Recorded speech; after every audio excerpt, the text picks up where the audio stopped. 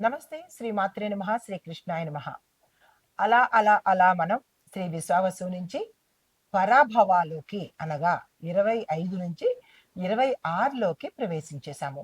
అయితే ఈ తెలుగు క్యాలెండర్ ప్రకారము చాంద్రమాన ప్రకారం మనకి 60 సంవత్సరాలకి అంటే ప్రతి సంవత్సరానికి ఒక్కొక్క కొత్త పేరు ఉంటుంటుంది. అయితే మనకి ఈ 60 సంవత్సరాలలో ఇప్పుడు రాబోయేది శ్రీ విశ్వావసు తర్వాత పరాభవ అనే కొత్త సంవత్సరంలోకి అడుగు పెడుతున్నాము.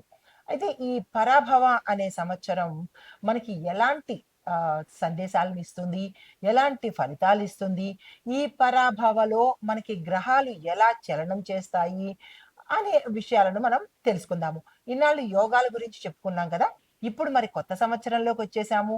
ఈ కొత్త సంవత్సరంలో మనకి ఎలాంటి పరిస్థితులుంటాయి, గ్రహస్థితులు ఎలా మారతాయి, ఆ గ్రహాలు ఇచ్చే ఫలితాలు దేశ కాల మాన పరిస్థితుల ప్రకారము న్యాయ వ్యవస్థ, ఆర్థిక వ్యవస్థ ఇలా ప్రతి ఒక్క రంగంలో ప్రకృతి దగ్గర నుంచి తర్వాత నేచర్‌లోను, ప్రకృతిలోను, తర్వాత దేశ పరిస్థితుల్లోను, న్యాయ వ్యవస్థలోను ఇలా ప్రతి ఒక్క అంశంలోనూ ఈ యొక్క ఫలితాలు మనకి కనబడుతూ ఉంటాయి. కానీ జనరల్‌గా మనం ఏం చేస్తూ ఉంటామంటే, మనుషులకు మాత్రమే కష్టాలేమో అని అనుకుంటాం. కాదు. దేశానికి కూడా కష్టాలుంటాయి. ప్రకృతికి కూడా కష్టాలుంటాయి. సో, ఇలాంటి కష్టాలుంటాయి, సుఖాలుంటాయి. వాతావరణంలోనూ అన్ని రకాలుగా చాలా చాలా మార్పులు జరుగుతూ ఉంటాయి. అయితే ఈ మార్పులు మనకి ఈ 2026లో ఎలా ఉండబోతోంది అనేది తెలుసుకుందాము. అయితే ఈ తెలుగు పంచాంగం ప్రకారము మనం ఇప్పుడు శ్రీ పరాభవ అంటే ప్రతి దానికి ముందు శ్రీ అనేది పెడతాము. ఎందుకు శ్రీ అనేది పెడతాము అంటే కనుక మంచి జరిగే సంవత్సరాలు కొన్ని ఉంటాయి. చెడు చేసే క్రోధినామ సంవత్సరం అని ఉంది. క్రోధి అంటే క్రోధం అనమాట. సో, ఆ క్రోధాన్ని కంట్రోల్ చేయడం కోసము మన శాస్త్రవేత్తలు ఏం చెప్పారంటే పండితులు, ఋషులు ప్రతి దానికి ఒక మంచి ఉండాలి అని మనకి ఉద్దేశంతో శ్రీ అనేది యాడ్ చేయమని చెప్పారు. సో, యాక్చువల్ నేమ్ పరాభవ అయినప్పటికీ మనము శ్రీ పరాభవ అని చెప్పుకుంటాం అనమాట. అంటే పరాభవము అంటే అవమానాలు జరగడం అనమాట దాని అంతర్గత మీనింగు. కానీ ఆ అవమానాల్లో కూడా మంచి జరగాలి అన్న ఉద్దేశంతో శ్రీ అనేది యాడ్ చేసుకుంటూ మనము శ్రీ పరాభవాలోకి ఎంటర్ అవుతున్నాము. అయితే ఈ కొత్త సంవత్సరంలో గ్రహస్థితులు వాటి యొక్క ప్రభావాలు ఎలా ఉండబోతాయి? ఏ పరిహారాలు మనం పాటించాలి? ఎటువంటి పూజలు పునస్కారాలు చేసుకోవాలి? ఎటువంటి దానాలు చేసుకోవాలి? ఈ అంశాలన్నీ మనము ఒక్కొక్కటిగా తెలుసుకుందాము. అయితే ముందుగా మేషాది ద్వాదశ రాశుల వారికి చూసుకున్నట్టయితే కనుక ఓవరాల్‌గా చెబితే మీకు కన్‌ఫ్యూజన్ ఉంటుంది కాబట్టి ఒక్కొక్క రాశికి వారి యొక్క గ్రహస్థితులు ఎలా ఉన్నాది అని తెలుసుకుంటే కనుక మీ గ్రహస్థితులను బట్టి, మీ రాశులను బట్టి ఎటువంటి పరిహారాలు చేసుకోవాలి, ఎటువంటి దానాలు చేసుకోవాలనేది చాలా సులువుగా మీ అందరికీ తక్కువ సమయంలో ఎక్కువ ఇన్ఫర్మేషన్ ఇస్తూ మంచి జరగాలి అని కోరుకుంటూ కొత్త సంవత్సరపు శుభాకాంక్షలు. తదుపరి రాశి సింహరాశి. ఈ రాశి వారికి 2026లో కొత్త సంవత్సరంలో ఎలా ఉండబోతోంది? పాత సంవత్సరంలో ఉన్న కోరికలు ఈ సంవత్సరంలో తీరుతాయా? పాత సంవత్సరంలో బ్యాక్‌లాగ్స్ అంటే ఆగిపోయిన పనులు ఈ సంవత్సరంలో తీరుతాయా? పాత సంవత్సరంలో అనారోగ్యంగా ఉంటే ఈ 2025లో అనారోగ్యంగా ఉంటే 2026లో ఏదైనా మంచి జరుగుతుందా? అన్న క్యూరియాసిటీ ప్రతి ఒక్కళ్ళకి ఉంటుంది కూడా. అయితే ఆశ అన్నమాట. 25లో జరగలేనివి 26లో జరుగుతాయేమో, మంచి జరుగుతుందేమో అనే ఆశ, ఉత్సాహము, ఉత్సుకత అందరికీ ఉంటుంది గదా! అయితే ఈ రాశిలో ఉండే వాళ్ళకి ఎలా ఉండబోతోంది? గ్రహాల యొక్క మార్పులు ఈ రాశిలో ఉండే వాళ్ళకి ఎటువంటి ప్రభావాన్ని చూపిస్తాయి? ఎటువంటి ఫలితాలిస్తాయి? అనేది చూద్దాం ఇప్పుడు.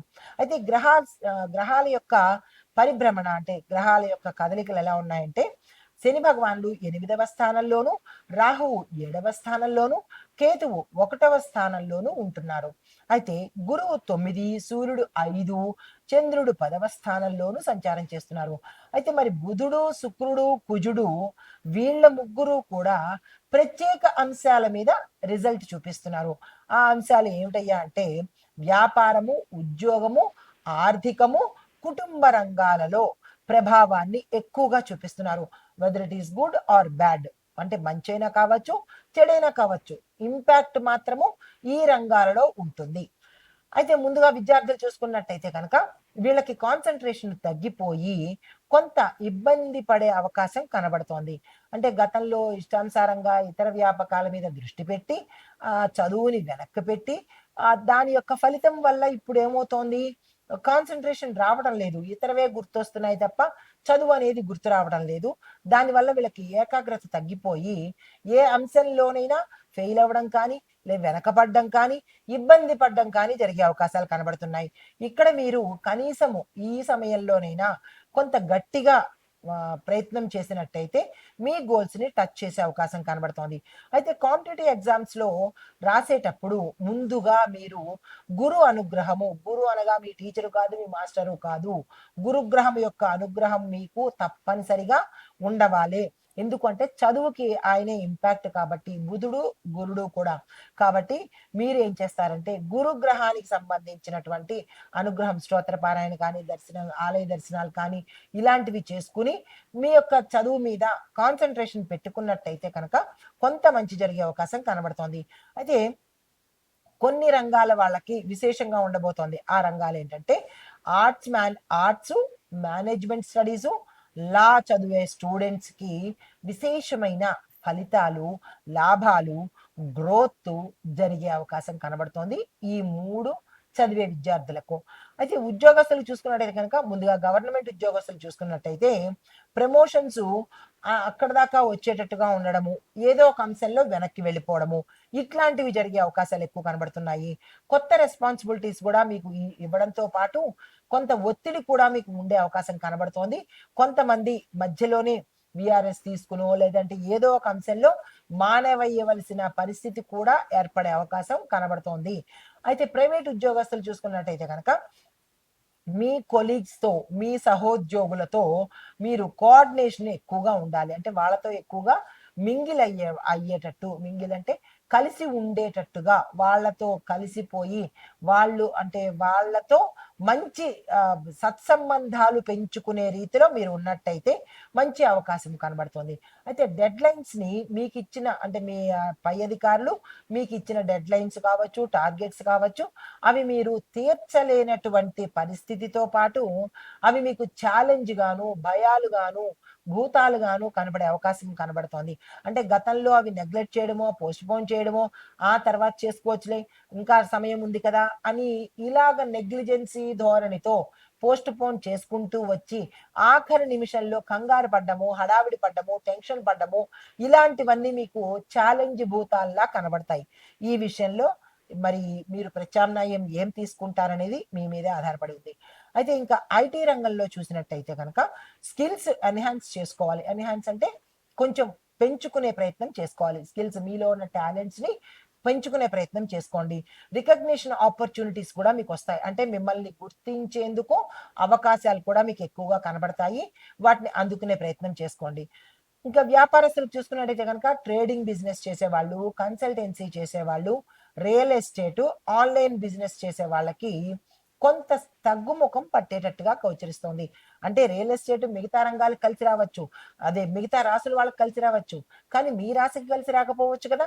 కాబట్టి నేను చెప్పిన ఈ 4 రంగాలలో ఉన్న వాళ్ళకు, ఈ రాశిలో ఉండే వాళ్ళకు కొంత ఇబ్బంది కలిగేటట్టుగా గోచరిస్తోంది. జాగ్రత్తలు పాటించుకోండి. అయితే పార్ట్నర్‌షిప్స్, ఫైనాన్షియల్ ఇన్వెస్ట్‌మెంట్స్ అంటే భాగస్వామ్యము, పెట్టుబడులు ఈ 2 విషయాలలో కొంత జాగ్రత్త చూసుకోండి.